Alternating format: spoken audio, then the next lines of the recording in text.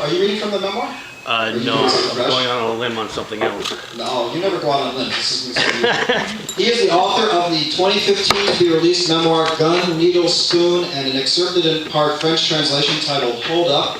His writing has appeared in numerous publications including Sensitive Skin, The Weaklings, 14 Hills, Razor Cake, Revolution House, and Word Riot. He resides in Hollywood, holds an MFA from Antioch, and teaches at a community college to students whose idea of literature is a text message. For more information, please go to patrickoneal.com. Patrick O'Neal.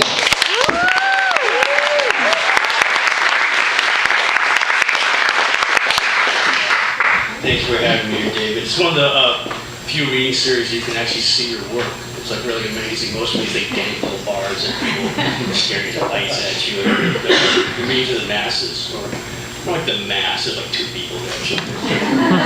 I'm filming this because it's like the Olympics. You take it home, you train over your age, and you sit down. He goes, why is he doing that thing with his hand? You know, it's a microphone, make me look fat. So. Bear with me on this. It's all technical. This is called Transitional Housing. Bruno wasn't an attractive man. He was even more unattractive as a woman. A union truck driver for 37 years, he held together, and then with his wife, that bitch Darlene, she said she found true love with some muffler repairman she'd been engaging in cyber sex with on the internet. Bruno had to admit he wasn't a very happy guy, mainly because he wasn't very happy as a guy, but he didn't know that yet. Stuck in the urban sprawl that had once been a highly sought-after suburbia of San Francisco, but now, in Bruno's opinion, was more an extension of Southeast Asia. Hundreds of little brown families have invaded over the past 20 years. It had gotten so Bruno couldn't even recognize the old neighborhood, and worse, the signs were all writing he couldn't decipher. Bilingual wasn't Bruno's vocabulary, plus he just didn't give a shit. Sitting in her half-empty duplex, Darlene having taken exactly half of everything, well, at least all she could fit in a 5-bay utility trailer pulled by a Ford Galaxy. The car Bruno had bought when they first married, and she had insisted on keeping well past its prime. Don't like change was Darlene's motto. But if that was true, why was she off banging Mr. Goodwrench and Bruno was still here? Bruno, in the reclined position, the lazy boy, his feet up so he could stare his legs encased in nylon pantyhose, sticking out a red cocktail dress, one of many Darlene had left behind. Thankfully, her and Bruno were somewhat close to being the same size, and so every night after work he'd come home, slip on a bra, pantyhose, and this dress, pop open a beer and watch TV until it was time to fall asleep. In other words, essentially nothing had changed in Bruno's life except Darlene was gone, and now he felt free enough to indulge in what he'd only fantasized about before. But as Bruno watched TV, he kept seeing a world out there he'd never really thought about or even considered. And slowly he realized he'd been living a lie. Him and Darlene hadn't had sex in 23 years. The only thing that turned him on was fingering her lingerie, and that was only when she wasn't in it. Night after night, they shared a bed, not touching, and Bruno lying flat in his back, wondering why he couldn't stop thinking about that prison sex expose on MSNBC's lockdown. Visions of sweating, muscle-bound, tattooed convicts fudge-backing each other all night in their dank prison cells ran a continuous loop through his brain until he feared he somehow got infected with the homo gene. And yeah, there was that one dude at work, Stevie. Everyone swore he was gay, but him and Bruno had always shared lunch every day for years. Maybe Stevie was gay, and it had somehow rubbed off.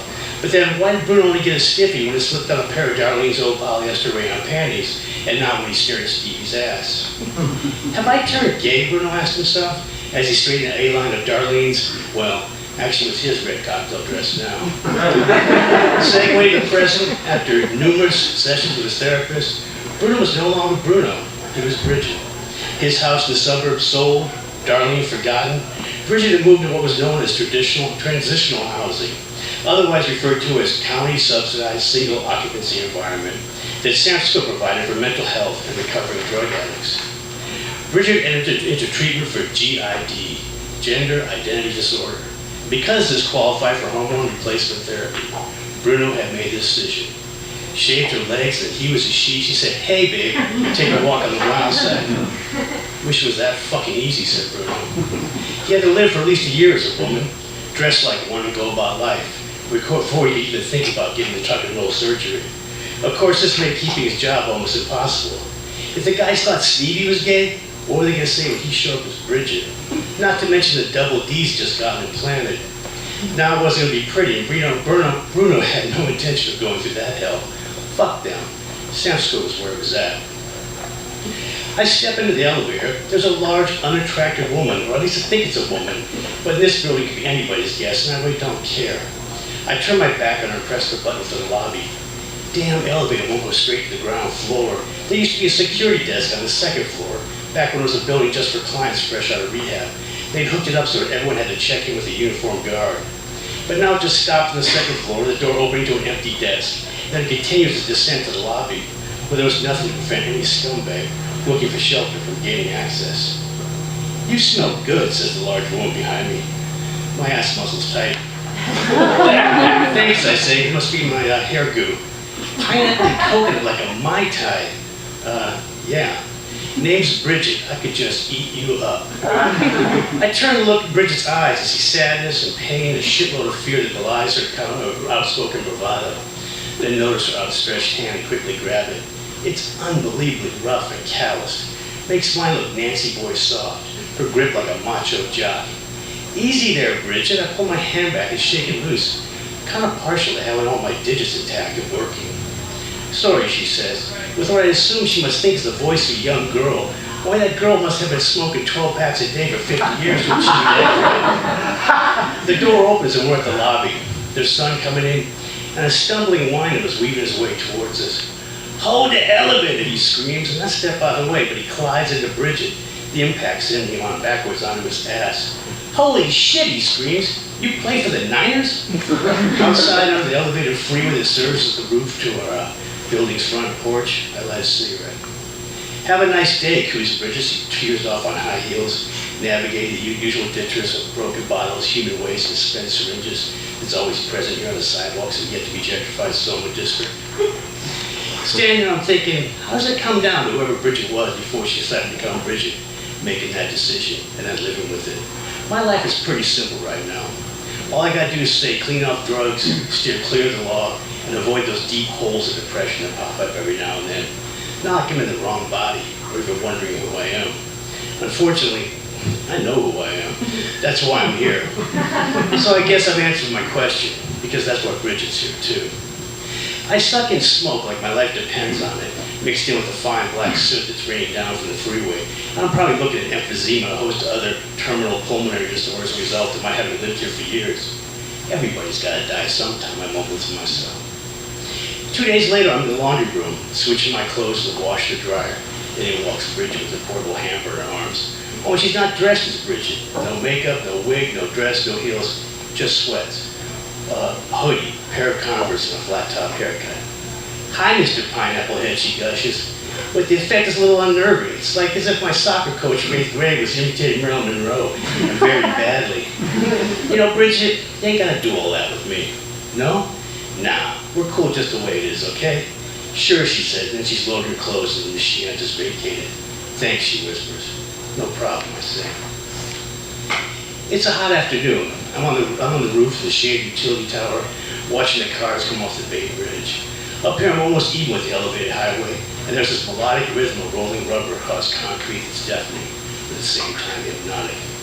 When I first came to look at the apartment this building the county was offering me, I said to the lady that showed it, I wasn't sure I could get used to the constant noise of traffic. After a while, she said, it started to sound like waves in the ocean. Yeah, maybe waves honking horns, I said. Although now, unless I'm up here, I don't really notice. And being somewhat mesmerized, I didn't so much as hear or see Bridget walk up, but felt her presence behind me. Got an extra smoke, she says? Of course, here. I pass her the pack of Camels and the lighter. She sits down, lights up, hands it back, and says, ever feel like being someone else? I have to think about it for a second. I mean, sure, there's that vague desire to be like a rock star. I'm sure everybody goes through that shit. Always want to be thinner, have a better body, look real good, or been born into a rich family. But to truly want to be someone other than myself? I don't think so, I say. You know, I wasn't always Bridget. And instead of making a snide remark of some of my usual smart-assness, I continue smoking as she talks, telling me all about Darlene, leaving 37 years, driving trucks, and why she preferred to dress in women's clothes. I felt like some kind of confessional. I ain't no goddamn priest. Don't like change, she mumbles. Nobody does, I say. Then there's just the sound of traffic. We sit there in the shade. When the sun hits the top of Twin Peaks and light changes to a softer hue, I notice Bridget is gone. At night, I light enough a cigarette, wonder why she told me her life story, and quiet enough without ever saying goodbye. The ambulance is outside, along with fire trucks and the police. They're all there, lights flashing. I want to go through and get accosted at the front door by a cop. Checking everybody's ID, he says, "Why? You live in this building?" "Yeah, do you?" "Smart guy, huh? Just trying to get home. What floor are you on?" "4th. Have to use the stairs, taking the body down now." "Body? Another suicide. This building, you all should get used to it." The elevator door opens, 2 EMS workers pushing the gurney out. There's a black body bag on it. Whoever's dead was large. The cop puts his arm on, moves me out of the way. "Make room," he shouts. "It's only me and him and the paramedics." "He killed himself?" I asked. "Ugliest tranny I ever seen," said the paramedic. He shoved the rolling gurney through the door down the sidewalks. And believe me, I've seen a lot.